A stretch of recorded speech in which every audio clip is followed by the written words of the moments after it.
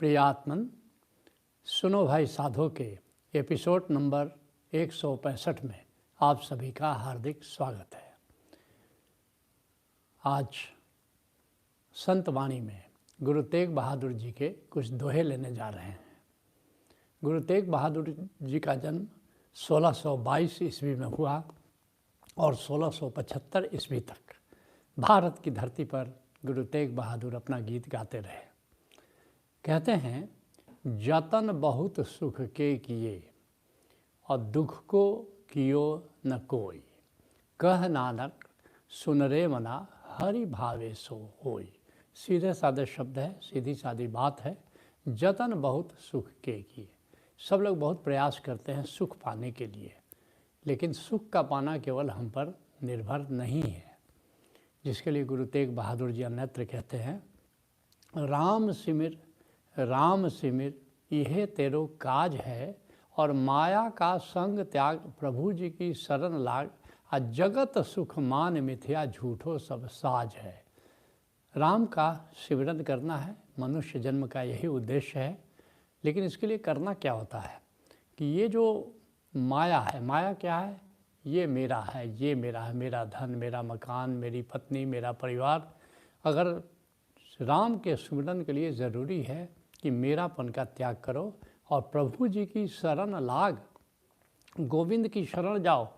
आज जगत सुख मान मिथ्या, इस बात को समझो कि ये संसार का जो सुख है अथवा ये जो मान अपमान की बात है, ये सब मिथ्या है, झूठो सब साज है। ये सब झूठा है, इसका कोई मूल्य नहीं है। लेकिन हमारे जीवन का उद्देश्य सुख प्राप्ति होता है, संबंधों का जाल फैलाना होता है, मैंपन होता है, मेरापन होता है। सभी संत इस बात को कहते हैं। उसी बात को गुरु तेग बहादुर जी कह रहे हैं, जतन बहुत सुख के किए आ दुख को कियो न कोई दुख का तो उपाय करता नहीं है, लेकिन दुख मिल जाता है। सुख प्राप्त करने के प्रयास में ही दुख मिल जाता है, जिसके लिए कबीर साहब कहते हैं, सुख मांगत दुख आगे आवे। हम सफलता के लिए प्रयास करते हैं, असफलता मिल जाती है। मान के लिए प्रयास करते हैं, अपमान मिल जाता है। स्तुति के लिए प्रयास करते हैं, निंदा मिल जाती है। जीत के लिए प्रयास करते हैं, हार मिल जाती है। सुख मांगत दुख आगे आवे, आ सो सुख हमहु न मांगिया भावे। कबीर साहब कहते हैं, ऐसा सुख हमको नहीं चाहिए।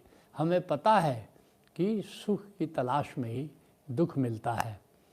कहते हैं गुरु तेग बहादुर जी, कह नानक सुन रे मना, ऐ मेरे मन, इस बात को ठीक से सुनो, इस बात को ठीक से समझो। हरि भावे सो होई। जो गोविंद की इच्छा होती है बस वही होता है। हम कर्म कर सकते हैं, हम प्रयास कर सकते हैं, हम पुरुषार्थ कर सकते हैं, लेकिन फल हम पर निर्भर नहीं है। जिस बात को भगवान कृष्ण कहते हैं, कर्मण्येवाधिकारस्ते मा फलेषु कदाचन। कर्म करने का तुम्हारा अधिकार है, लेकिन फल पर तुम्हारा कोई अधिकार नहीं है। इस बात को गुरु अर्जुन देव जी कहते हैं, हरि अंतर जामे आ सब विधि जाने। कहता है कि सबके घट में गोविंद बैठा हुआ है और हमारे भीतर क्या चल रहा है ये सब उसको पता है। हरि अंतर जामी सब विधि जाने, ताक की सुपही आँख सुनाइए। उसको क्या कह करके सुनाना है कि गोविंद हमको ये चाहिए, हमको वो चाहिए। वो तो भीतर बैठा है, वो तो सर्वज्ञ है, वो तो सब कुछ जानता है। आ कहने कथनी न भीजे गोविंद। लोग प्रार्थनाएं करते हैं, फिर अपनी फरियाद करते हैं, लेकिन वो प्रार्थना से वो पिघलता नहीं है। और कथनी कहे न भीजे गोविंद, हरि भावे पैज रखाइए। जब उसकी इच्छा होती है, उसकी मौज होती है, तो तुम्हारी प्रतिष्ठा रख लेता है। और ओट में सगली देखी कि तेरी ओट रहाइए। कहते हे गोविंद, मैंने संसार में बहुत कुछ ओट लेकर के देख लिया, धन का, बल का, पद का, लेकिन कोई भी ओट काम नहीं करता है। बस एक तुम्हारा ही संबल, एक तुम्हारा ही आधार काम करता है। कहते हैं गुरु तेग बहादुर जी, झूठे मान कहा कर।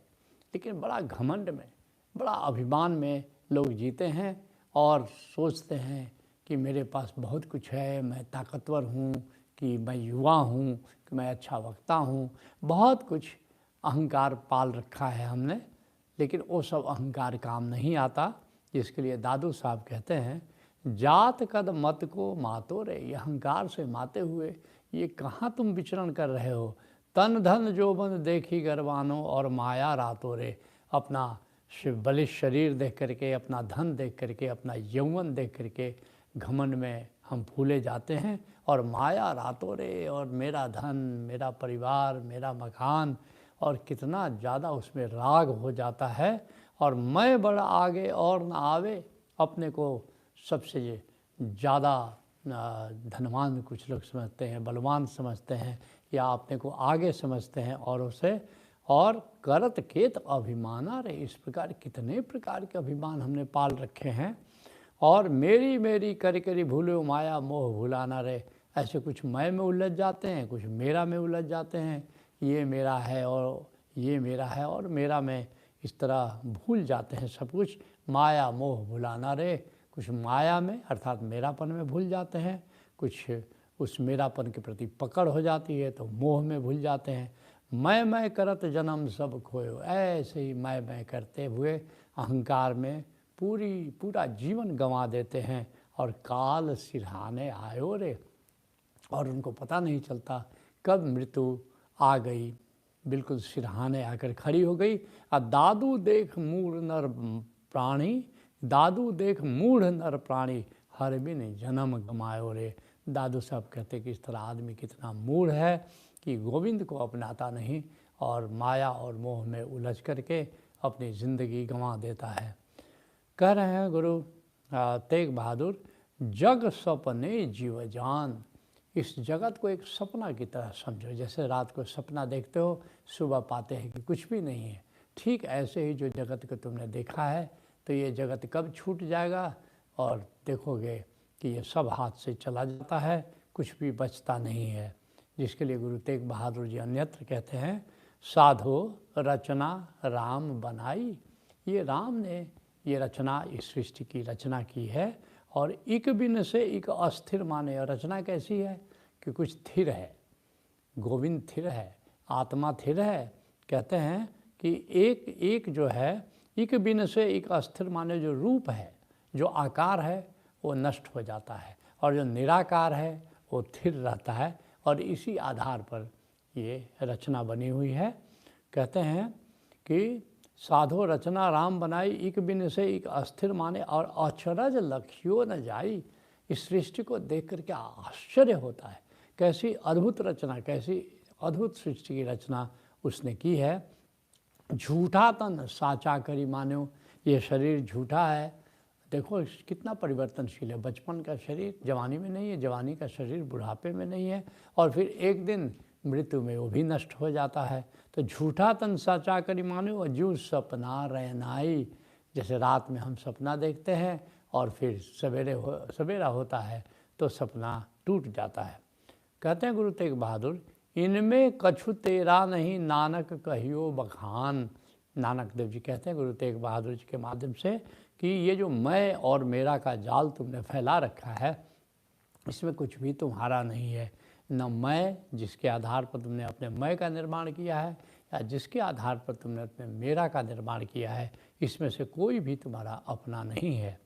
इस बात को पलटू साहब कह रहे हैं, इतनी बात चेत नहीं तुमको जिस कारज को आया। और जो आत्मलोक से स्पिरिट वर्ल्ड से हम यहाँ आते हैं तो वहाँ पर कुछ वादे करके आते हैं, कुछ उद्देश्य लेके आते हैं, कुछ मिशन लेके आते हैं। लेकिन कहते हैं पलटू साहब की, इतनी बात चेत नहीं तुमको जिस कारज को आया, अपना उद्देश्य भूल गए, अपना मिशन भूल गए, और माया मोह लालच के कारण अपनो रूप भुलाया। लेकिन अपना मूल रूप क्या है जिसको हमको जानना है, जो आत्म रूप है, लेकिन हम लोग माया में, मोह में, लालच में पड़ करके अपने मूल रूप को, मूल स्वरूप को हमने भुला दिया है और दुख पालते रहते हैं। कहते हैं गुरु तेग बहादुर जी, जे घट सिमरन राम को सो नर मुक्ता जान। लेकिन जो अपने घट में राम का स्मरण करता है, प्रभु की याद करता है, आत्म ब्रह्म को याद करता है, समझो कि वही व्यक्ति मुक्त है, वही व्यक्ति आनंदित है। जिसके गुरु अर्जुन देव जी कहते हैं, तेरे काज ना गृहराज माल, ये जो घर तुम बना रहे हो, ये जो राजपाट संपदा तुम निर्मित कर रहे हो ये तुम्हारे काम आने वाला नहीं है। तेरे काज न बिखै जंजाल, विषयों का, भोगों का जो जंजाल तुमने खड़ा किया हुआ ये भी तुम्हारे काज आने वाला नहीं है। ईसट मीत जान सब छले, और संबंधों का जो तुमने इतना निर्माण किया है, इतने मित्र बनाए हैं, इतने संबंधी बनाए हैं, ये सब एक छलावा है और कुछ भी नहीं। हर हर नाम संग तेरे चले। लेकिन महाजीवन की यात्रा में, मृत्यु के पार की यात्रा में जो तुमने नाम की पूंजी कमाई है, जो नाम का सिमरन किया है, वही तुम्हारी संपदा रह जाती है तुम्हारे साथ। इसलिए राम नाम गुण गाइले मीता। इसलिए मित्रों, राम नाम का सिमरन करो, हरि सिमरत तेरी लाज रहे। गोविंद का सिमरन करोगे तो तुम्हारी प्रतिष्ठा रह जाएगी, मृत्यु के बाद भी तुम्हारी प्रतिष्ठा रह जाएगी। हरि सिमरत जम कछुना कहे। और जब गोविंद के सिमरन में तुम रहते हो तो फिर यमदूत नहीं आता तुम्हारे लिए। आनंद लोक से, बैकुंठ लोक से कोई संत आता है और तुमको प्यार सहित, सम्मान सहित ले जाता है। कहते हैं गुरु तेग बहादुर, तेहनर हरि अंतर नहीं नानक साची मान। और ऐसा जो मुक्त व्यक्ति है, ऐसा व्यक्ति जो गोविंद के सिमरन में जीता है, उसमें और साक्षात गोविंद में कोई भी अंतर नहीं है। बहुत बड़ी बात कह रहे हैं, जिसके लिए पलटू साहब कहते हैं, संत और राम को एक ही जानिए। कहते हैं कि संत और राम एक ही है। जब संत निराकार हो गया तो गोविंद है, और गोविंद जब आकार धारण करता है तो संत है। और दूसरा भेद ना तनिक आने, कोई भी दूसरा भेद संत और गोविंद में नहीं है। दास पलटू कहे संत में राम है। दास पलटू कह रहे हैं, पलटू दास कह रहे हैं कि वास्तव में संत के मुख से राम ही बोल रहा है। और राम में संत यह सत्य माने, और राम के हृदय में संत ही है, यह भी सत्य है। तो संत वाणी को हम यहीं विराम देते हैं।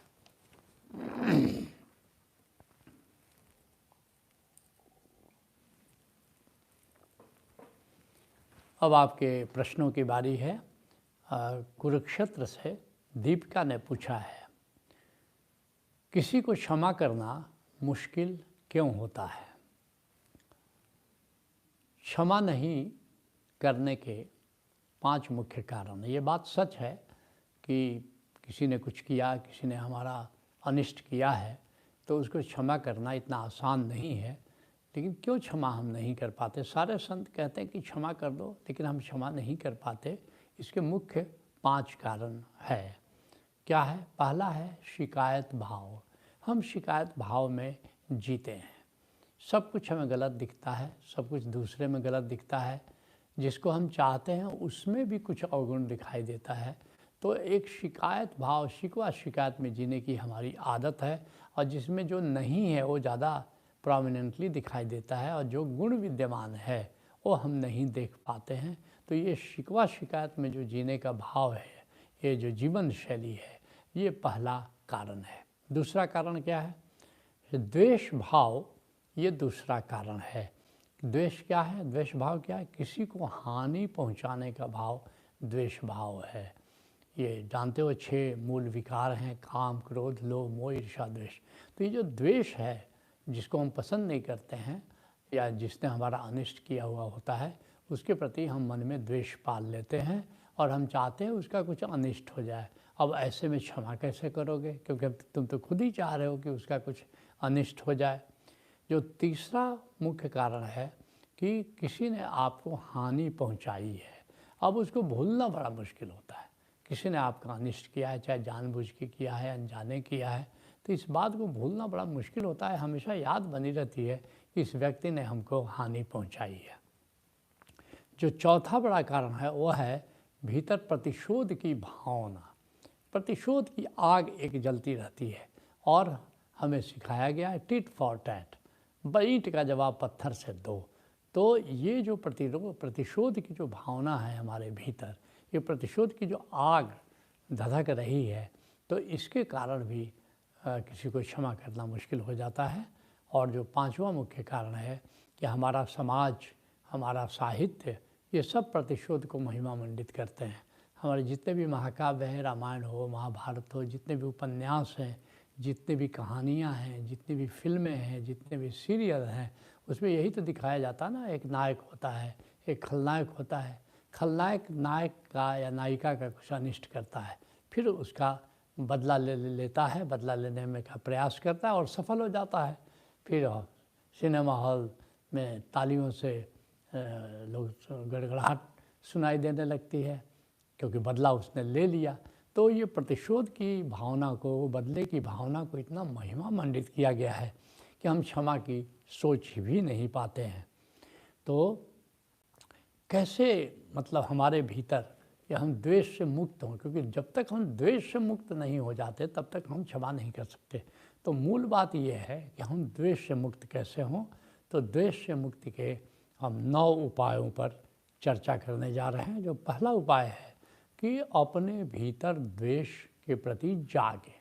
अगर हमने माना ही नहीं कि हमारे भीतर रोग है, तो हम रोग को दूर करने का उपाय नहीं कर सकते। तो पहली बात कि अगर किसी के खिलाफ मन में द्वेष है, किसी को हानि पहुंचाने का भाव है, या आप सोचते हैं कि इसकी हानि हो जाती तो अच्छा है, तो पहचानिए पहले कि हाँ, हमारे भीतर द्वेष है।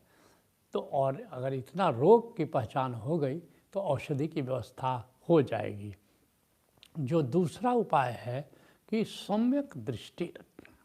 सम्यक दृष्टि क्या है?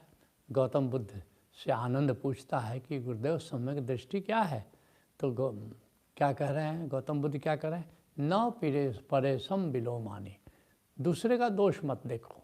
न परेशम कथा कथम, दूसरे को क्या करना चाहिए, दूसरे को क्या करना चाहिए, नहीं करना चाहिए, इस पर विचार मत करो। तो क्या करना चाहिए? अतनो व अवेख्यो कतानी अखतानी च, तुम अपना ही देखो कि वर्तमान परिस्थिति में हम क्या कर सकते हैं और हम क्या नहीं कर सकते हैं। तो सम्यक दृष्टि रखें। जो तीसरा उपाय है वो क्या है? प्रतिशोध की भावना से मुक्त हों, क्योंकि जब तक प्रतिशोध रहेगा तब तक हम क्षमा नहीं कर सकते, तब तक हम द्वेष से मुक्त नहीं हो सकते। जिसको आनंद गीता में हमने लिखा है, जिसके मन में प्रतिशोध न हो है वही साधु है, श्रमण अहो।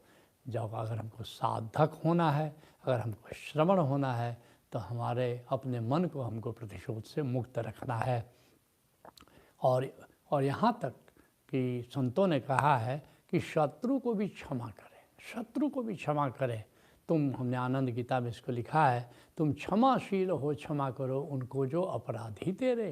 तुम भी तो क्षमा चाहते थे, अपराध किए जो बहुतेरे। प्रतिशोध अग्नि का शमन करो, अत क्षमाशीलता वरण करो। अत क्षमा ही शरणम गच्छामि, भज ओशो शरणम गच्छामि। चौथा जो उपाय है द्वेष से मुक्त के होने का, वह है निर्वैरता साधो। देखो, किसी से हमारा बैर तो नहीं है, किसी से बैर तो नहीं है, नहीं, अब उसे निर्वैरता साधो कि एक साधक हो, एक संत हो, तुमको बैर पालने की ज़रूरत नहीं है। तो निर्वैरता साधो, जिसके लिए चरणदास कहते हैं, सबसू रख निर्वैरता, गहो दीनता ध्यान, और अंत मुक्ति पद पाई हो, जग में कछु नहान। सबसे निर्वैरता साधो और विनम्र रहो, ध्यान में रहो, अंत मुक्ति पद पाई हो। कहते अगर 3 बात तुमने साध लिया, क्या क्या? निर्वैर, शील और ध्यान, तो अंत मुक्ति पद पाई हो। निश्चित जानो कि अंत में तुमको मुक्ति मिलेगी ही मिलेगी, और जग में कछु न हानि, और संसार में भी सुखी रहोगे, संसार में भी तुम्हारी कुछ हानि नहीं होगी। जो द्वेष मुक्त होने का जो 5वां उपाय है, अशिकायत साधे। एक जीवन शैली अपनाएं, क्या शिकायत नहीं करेंगे। आपने बापू के 3 बंदरों की कहानी तो सुनी होगी कि एक आंख बंद करके रखता था, एक कान बंद के रहता था, एक मुंह बंद के रहता था। आंख बंद करके और दूसरे की अवगुण नहीं देखेंगे, दोष नहीं देखेंगे। मुंह बंद करके रखता था, दूसरे का दोष हम बोलेंगे नहीं, और कान बंद के रहता था कि दूसरे का दोष हम सुनेंगे नहीं। तो ये बात बहुत महत्वपूर्ण है कि अशिकायत साधें।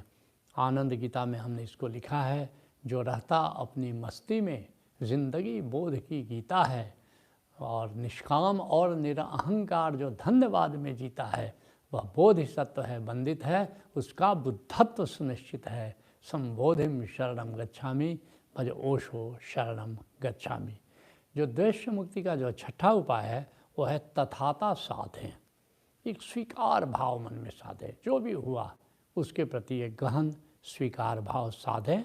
और इस बात को दीवाने मुर्शिद में हमने लिखा है, पूछता था मैं नदी से राह में क्या क्या हुआ, यह कहा मुझसे नदी ने जो हुआ अच्छा हुआ, जिंदगी भर का तजुर्बा सचंद लफ्ज़ों में कहूँ, व्यर्थ है चिंता हमारी जो हुआ अच्छा हुआ।